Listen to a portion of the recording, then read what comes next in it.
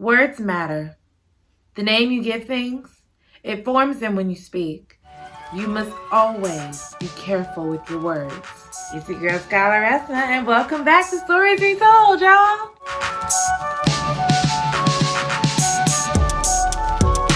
Welcome back to Stories Retold. It's your girl, Skylar Esna, and today's amazing story is Trail of Lightning by Rebecca Roanhorse. Whoo! Y'all, this book, see, here's the thing about books, and especially books like this. I thought I knew where the book was going. I thought I knew what we were going to do.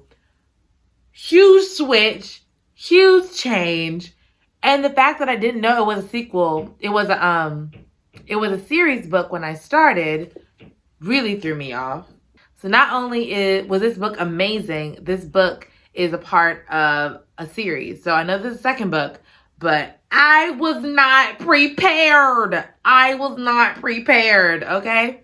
So Rebecca's, most of her books feature Navajo characters, and this book is no different. It was absolutely amazing. I was thrown off. I thought I knew where we were going, and then we took a sharp turn left. It was amazing. Also, if you know me, you already know I love a good fantasy. I love a good post-apocalyptic world. That's exactly what we are given here. I just love it because you never know. And lastly, Miss Rebecca has written a plethora of books, including a graphic novel for Marvel. And if you know me, I love Marvel. So go check all her stuff out. So grab your snacks, grab your tea, and grab your bestie, because here we go. Today's summary comes from Goodreads.com, and I'm going to try my best to say some of these words. I'm sorry for messing up. I'm so sorry. While most of the world has drowned beneath the sudden rising waters of a climate apocalypse, Denaya, formerly known as Navajo Reservation, has been reborn. The gods and heroes of legend walk the land, but so do the monsters. Maggie Hakosi is a Denaya monster hunter, a supernaturally gifted killer. When a small town needs help finding a missing girl, Maggie is their last and best hope. But what Maggie uncovers about the monster is much larger and more terrifying than anything she could imagine. Maggie reluctantly enlists the aid of Kai Arviso, an unconventional medicine man, and together they travel to the res to unravel clues from ancient legends, trade favors with tricksters, and battle dark witchcraft in a patchwork world of deteriorating technology. As Maggie discovers the truth behind the disappearances, she will have to confront her past if she wants to survive. Welcome to the sixth world. Whoa, all right. Whoo!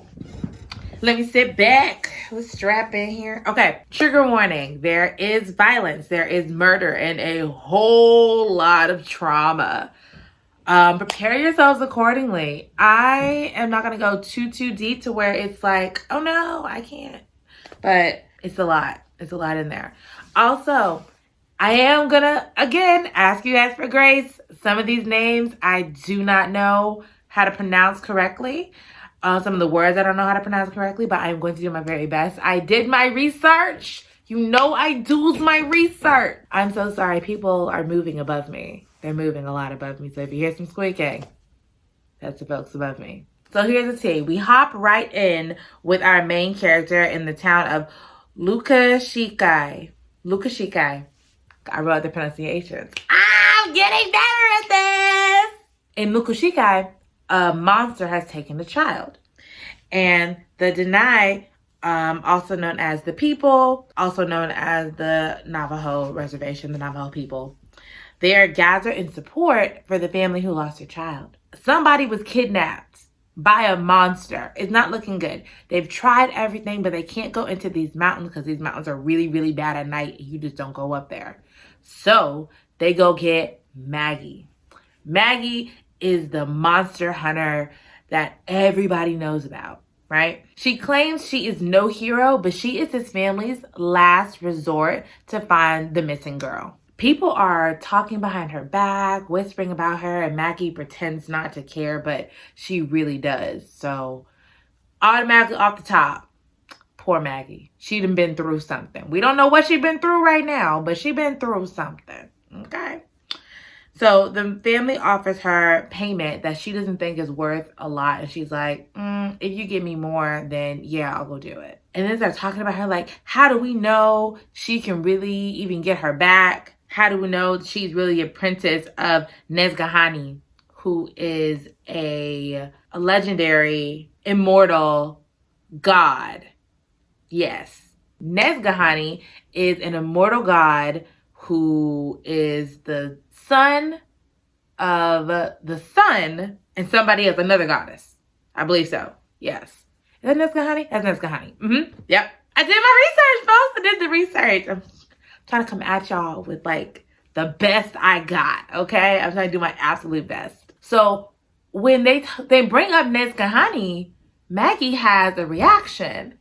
And I'm like, okay, what's the story between you and Nesgahani? So apparently, Nesgahani, the immortal monster slayer, he abandoned her, and we don't know why. She doesn't know why. Nobody knows that he left her, but she is hurt when you say the name Nesgahani.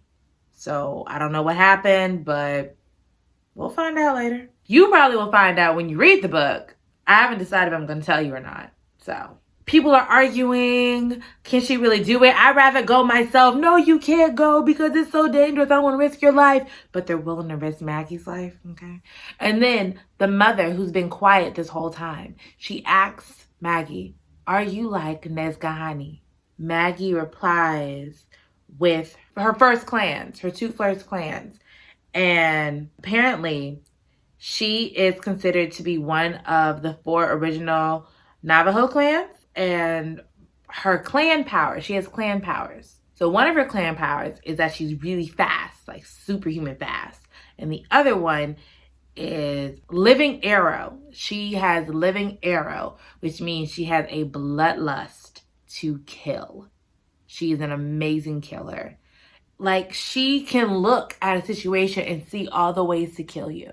And that bloodlust, she controls it very well, but when it's in action, whoo, that's a dangerous game right there. That's a dangerous game right there. So Maggie goes up the mountain and she finds the monster. And this is a monster she's never seen before. The thing looks weird. So she does her thing. She fights it. It does not go down like she thought it would. So she keeps going and going, and she eventually gets the monster, takes its head, you know? As you should. You don't just kill something. You have to really make sure it's dead.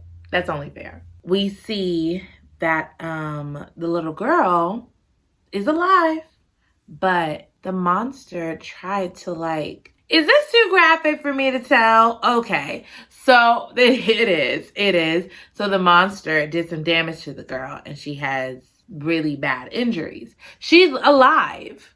She's aware of what's going on, but she has really bad injuries, right? Maggie tells the little girl, even if you physically heal, she'll have to fight the infection. The infection being the evil that is now inside of her because this monster infected her with his evil. And it will turn her into something that hurts people. She told the little girl to close her eyes. And then she took the little girl's head. When I get later on in the book, I see why Maggie has this state of mind. But let me tell you right now, I personally believe if Maggie would have let that little girl live, the little girl would have been just fine. She would have been just fine.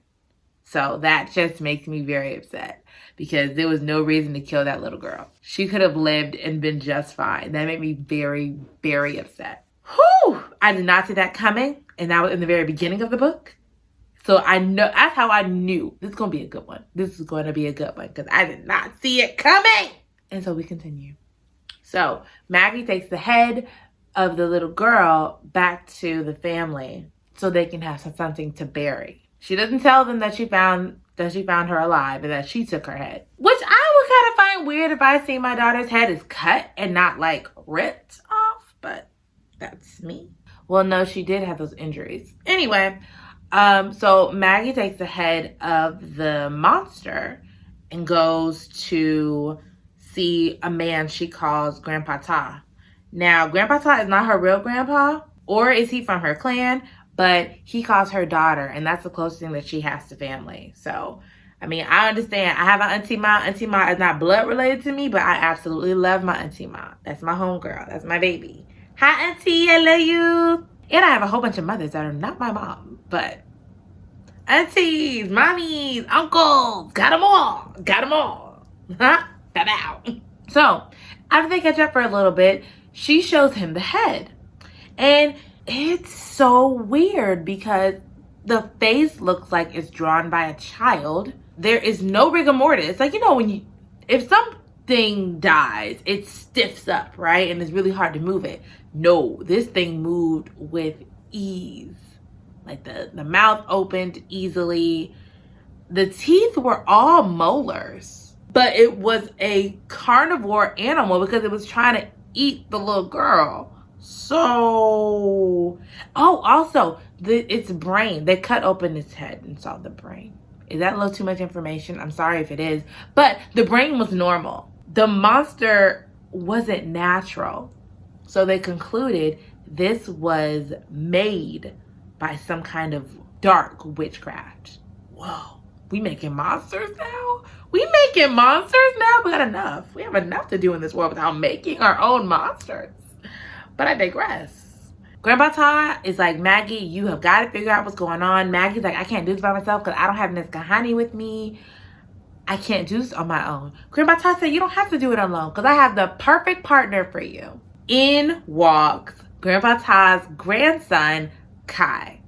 Now, Kai is in this really flashy suit. I don't understand why, because we're in a post-apocalyptic world, and I've never seen... I lied. I have seen that in a book. But in this book, we're in the middle of what I'm assuming is like New Mexico. Why do we have on a flashy suit? Like teal. A teal suit with some silver shoes. And I think something purple was in there. So the outfit didn't fit the occasion.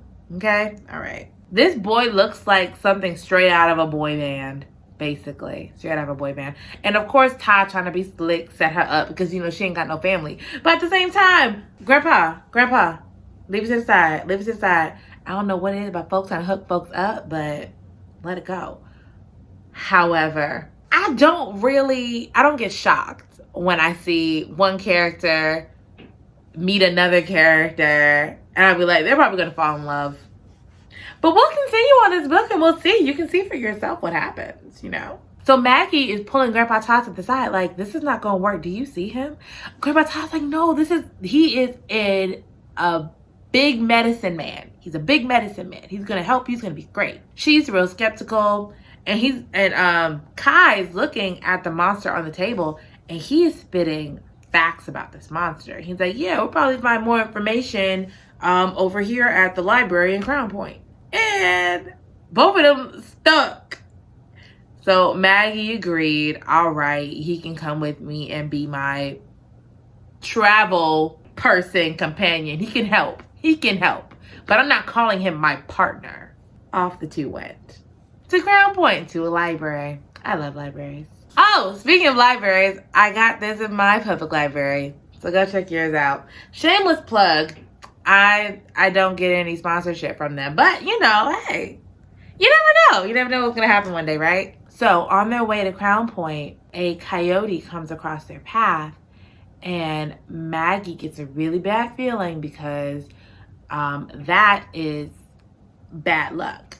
That is very bad luck for a coyote to cross your path. It means bad things are going to happen. And yes, they do.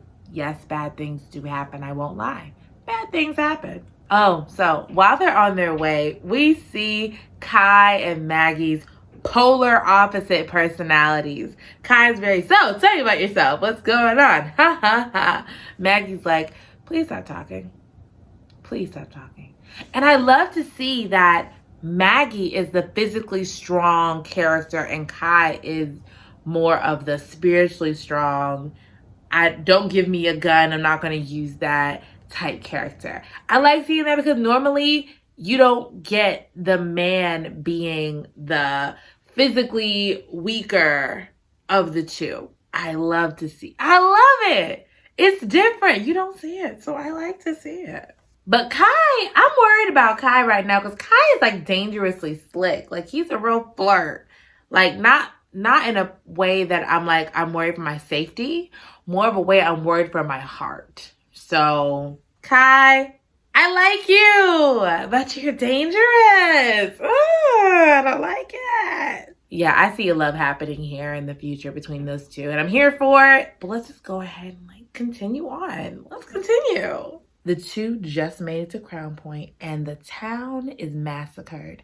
There is not one soul alive. What happened? What happened? And not only that, Kai, being a big medicine man, being a healer, he can see the souls of the people who have died. And they have to be very careful not to get too close to those souls because those souls could jump on them and then they can become sick, like physically, mentally sick. So very careful. But the whole town is slain, so we got to be absolutely careful here, you know? They find the library, and of course it's abandoned. They see all of these things and posters and technology that was there before what's called the Big Water. So there apparently was a massive flood that took out most of the world. Climate change. And now there's a scarcity of fresh water. So the flood put 2/3 of the continent underwater. I don't know this for a fact, but someone help me. Isn't the world already 2/3 water, or is it not? I don't know. I really thought I heard somewhere it's 2/3 water.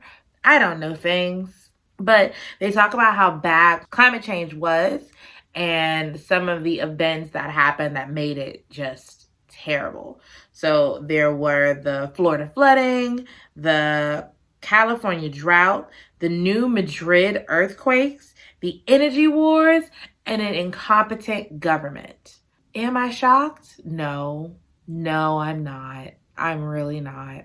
Like all these post-apocalyptic books, I can see that could be a possibility. That sounds about right. So Kai said, even without the big water, bad things were going to happen. This book was written in 2018. So for those of you who are interested in that fact, there that goes. So Kai has a secret. We saw it before when like the coyote crossed the road, but we really see it with all these spirits around. So Kai, his eyes turn from brown to gray. Yeah, from brown to gray when he's in his supernatural powers. When he's like in his healing powers, right? Oh my gosh. We don't know why yet. We don't know what exactly his clan powers are. He hasn't really told us. But I'm assuming one of them at least has to do with like his healing abilities, his supernatural connection. His connection to the spiritual, I might say. So they're on the way home. They got the information that they need. And they're on to step number 2. On the way to Maggie's house, lightning strikes. Which is weird because 1, there are no clouds in the sky. 2, it hasn't rained in forever. So that only tells Maggie one thing. She has a visitor at her house. Why does the lightning tell you when there's a visitor? But okay. But, I can answer my question. Pick me. I can answer. Go, Skylar. Thank you. Nezgahani does lightning. He does lightning. Okay? So, she thinks Nezgahani is at her house. Someone, when they pull up to the house, someone peeks out of the curtain and closes it right back. She knows it is not Nezgahani. She tells Kai, stay in the car, come in 15 minutes, and when you come in, have a gun. Kai's like, well, should you not be going in there if I need to follow behind you with a gun? She's like, no. He's pretty much harmless, but I want you to make a good impression when you walk in this house. So who is it? Oh, I'm sorry. You want to know who it is. It's Coyote. Not a coyote like the one that crossed the road. It's Mai. Mai is how you say coyote in the Navajo language. She calls him Mai, but she also calls him Coyote, so they go back and forth, so I probably will do the same. Mai is the Navajo trickster god. Them trickster gods, there's something else. I do like studying mythology of different cultures. Them trickster gods always be something else. They always something else because they're a little trickster. So this is a real frenemy situation, you know, because of course Maggie's not finna flip. She flips. She does flip in this scene, but she is not tripping too hard that this man's in her house. Well, this coyote is in her house. She met them back before the big water in a dream, and they were friends. It was a toxic friendship, I will tell you that. It was very toxic. And she is scared of him. She is actually scared of him, and he's kind of scared of her too. Like I said, a very toxic situation, but I digress. So, during his visit, Coyote tells Maggie the story of the first man and the first woman and the sacred breath that brought life. Coyote wants Maggie to go to the Cannon of Shelley and collect the sacred breath of life. And he gives her feathered and dyed hoops. They call them directional hoops. I didn't really find too much about that exactly, like them being called directional hoops, but there were 5 of them. There was one that was black, represents the north. The blue one represents the south. The white represents the east. The yellow represents the west. And the multicolor one represents all directions. Now, all of these are dyed these colors, and they are beautifully feathered. They're gorgeous, so says the book description, and I'm going to believe the book description, okay? For payment, Coyote is offering Maggie whatever her heart desires most, and he is hitting some really hard points. He's not saying a new car, a new house, da-da-da. He's like, do you want me to find Nesgahani? Do you want to see him again? No, he has a soft spot. And then he brings up the little girl that she just had to kill. And we get a little bit of a scuffle. It's a little one. It's a little scuffle. And, let me back up. Let me get a little closer. Speaking of Nesgahani, I got to backtrack for a second. So, Coyote suggests that Maggie should have or did sleep with Nesgahani. Now, let me break this down real quick. Nesgahani found her when she was a kid. She wasn't like a kid, but she was like a teenager. Nesgahani is an immortal god. What makes you think that this man, this immortal god, is going to touch this woman? That don't make no sense.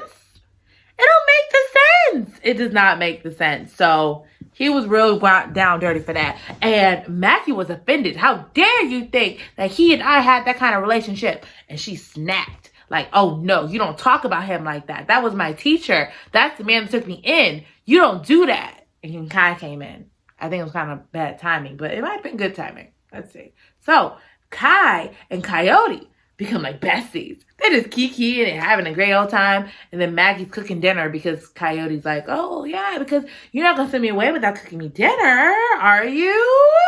So she cooks dinner. So Coyote is telling Kai all these stories. And Maggie thought that might not be a bad thing because, you know, you never know what they can find out from these stories about what's going on with these monsters and stuff, you know, because they still got to find what's going on with these monsters. Lots of good things happen in that little moment. Read the book. So Coyote leaves and Kai and Maggie are finna go to bed. But first, Maggie's like, oh, I want you to meet my dogs. She has 3 dogs. I haven't seen them, but I thought they were cute. And Kai's like, aren't I sleeping with you? And Maggie is stuck. Because a part of her is like, he is cute. But another part is like, no. So while she's trying to get her mind together, I'm thinking, I'm going to get the 1-bed trope. I've never had the 1-bed trope, and I wanted the 1-bed trope. I was like, oh my gosh, this is it. This is it. And then Kai's like, I'm just kidding. It was a joke. Calm down. And then he goes on to say, if we did, there's no strings attached. It's just, you know, it is what it is. It's just for the night. What happened just kidding? Because now you're not kidding anymore. Because like, I mean, if you want to, we can. You're not really saying nothing. I mean, Kai, side eye. I'm side eyeing you. You need to watch yourself, sir. Okay, thank you. And Maggie Maggie blurts out and says, I have someone. Someone? Well, I haven't seen anybody. Who is someone? Other side eye. What is going on? Messy. I think I know what's going on, but I'm just going to wait. Because I hope I'm not right. I hope, you know those times you hope you're not right? I hope I'm not right. I better not be right. Okay, but Kai took his butt to the couch and Maggie was in bed. Since Kai and Maggie have been around each other, Maggie had had some really intense dreams, okay? Like she's waking up in the middle of the night. And when we first met Kai, he said, if I go to sleep and I'm like saying something, just wake me up. Don't listen to it, just wake me up. So I'm thinking, what are you dreaming about? And if it's anything like Maggie's dreams, I'm a little worried because you got some really dark dreams. And Kai saying there's like power in dreams, which of course, yeah, there's power in dreams. And I'm just very much the confused because these dreams are really scary. I don't know what's going on, but we will find out together. So due to a series of unfortunate events, something happened to Grandpa Ty. I will not tell you what. I shan't. Read the book. You will either thank me for it. No, you're going to thank me for it because the story is amazing, but go read the book. Hey, you guys. So if you're watching this on the YouTube channel or on Facebook, you're going to see something looks a little different. Yeah, so we had some technical difficulties with some of the video clips that were shot before, so I'm going to redo them and we're going to pick back up right where we left off, okay? So, sorry, but here we go. Also, before I get started, this is Manor's setup. I am at her place of residence. Manor, say what's good? What's good? Yes!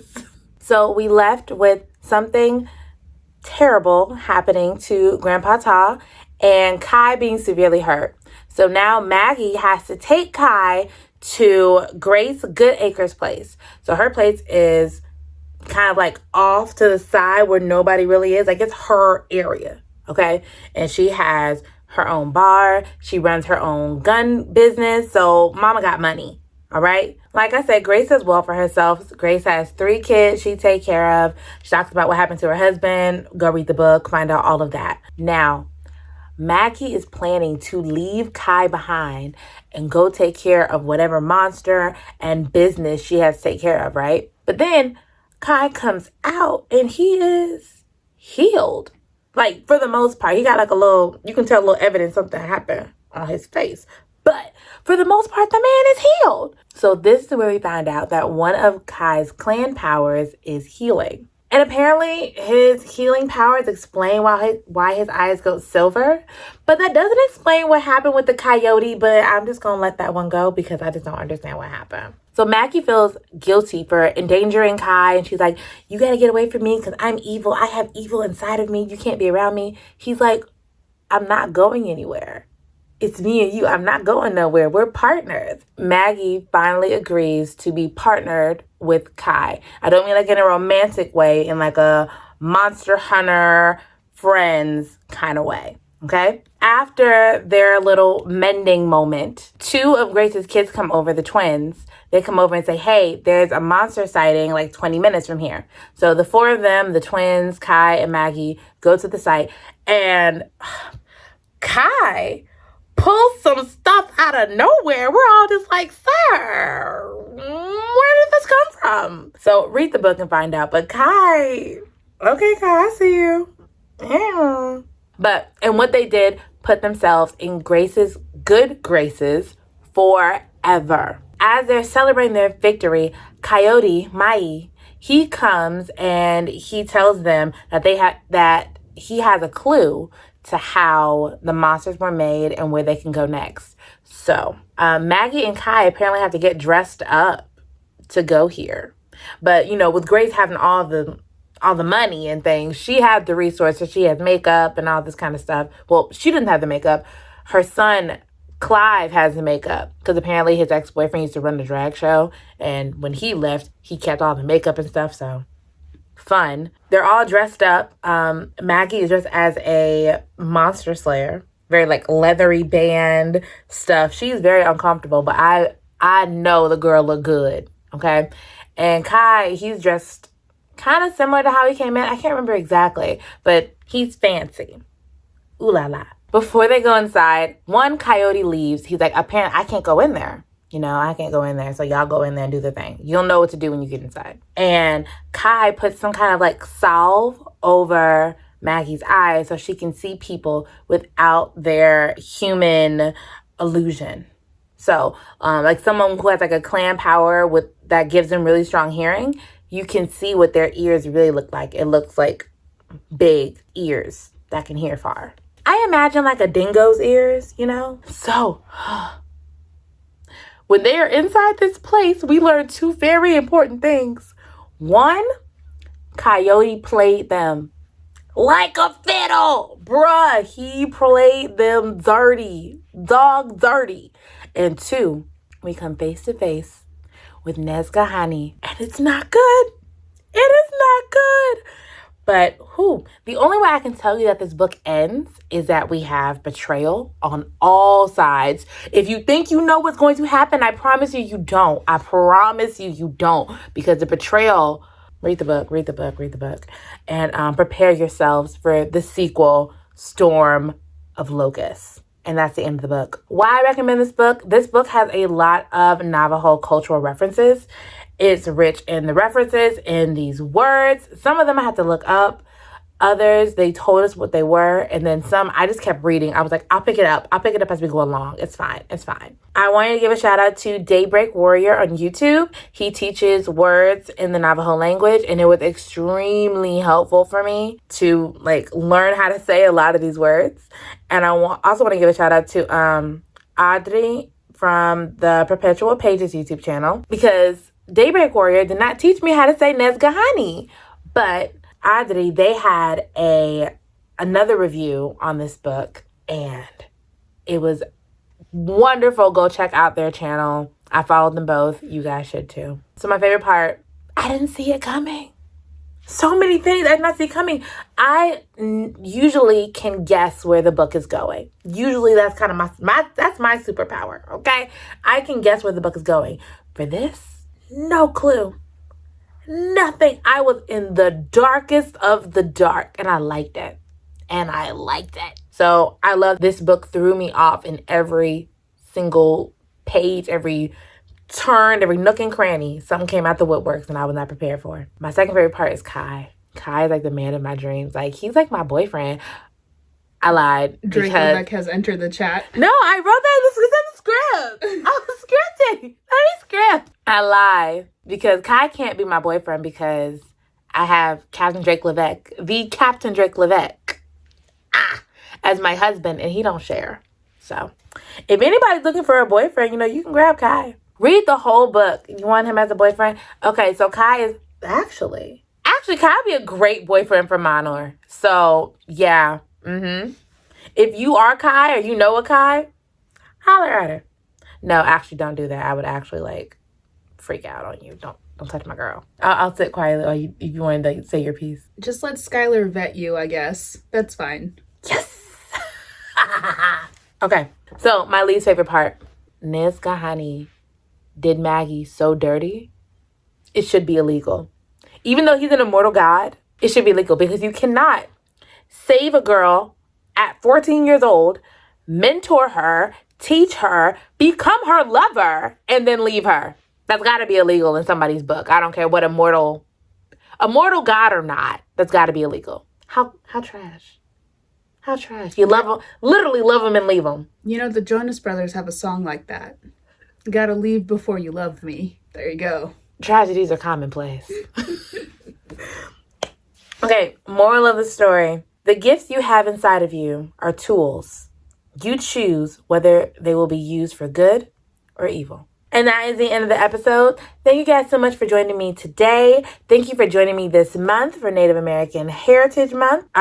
We've learned a lot about Native American culture through these stories, but do not let this be the end of your education. Continue to learn, continue to listen to Native voices, continue to support Native American-owned businesses. If you have any local Native stores or businesses, make sure you support them and make sure you use your privilege wisely. As we head toward Thanksgiving, please note that this day for many Native Americans is a reminder of the tragedies that their ancestors faced because of European settlers, colonizers. In 2019, Sean Sherman wrote an article in the New York Times called "The Thanksgiving Tale That We Tell is a Harmful Lie.